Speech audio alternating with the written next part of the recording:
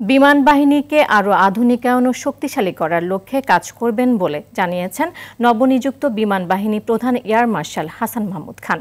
মঙ্গলবার দুপুরে রাজধানীর ধানমন্ডি ৩২ নম্বরে বঙ্গবন্ধু শেখ মুজিবুর রহমানের প্রতিকৃতিতে শ্রদ্ধা নিবেদন শেষে একথা বলেন তিনি। পরে শিখা অনির্বাণে পুষ্পস্তবক অর্পণ করেন বিমান বাহিনী প্রধান। এ সময় বিমান সদর দফতরে তাকে গার্ড অফ অনার দেওয়া হয়। এর আগে আনুষ্ঠানিকভাবে বিমান প্রধানের দায়িত্ব নেন তিনি। গণভবনে প্রধানমন্ত্রী শেখ হাসিনার উপস্থিতিতে নবনিযুক্ত বিমান বাহিনী প্রধানকে র্যাঙ্কিং ব্যাজ পরানো হয়।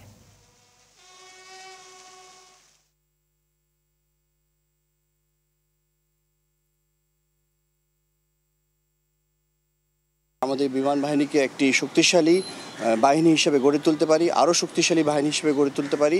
সেই জন্য আমি সকলের কাছে দোয়া প্রার্থী। যেটুকুই আমাদের সক্ষমতা আছে তাকে আরও সমুন্নত করে এবং আরও উন্নতি করার জন্য কাজ করা, এটা হচ্ছে আমার সবচেয়ে বড় চ্যালেঞ্জ। সরকারের সহায়তায়, মাননীয় প্রধানমন্ত্রীর দিক নির্দেশনায় আমরা করতে পারবো বলে আমার দৃঢ় বিশ্বাস।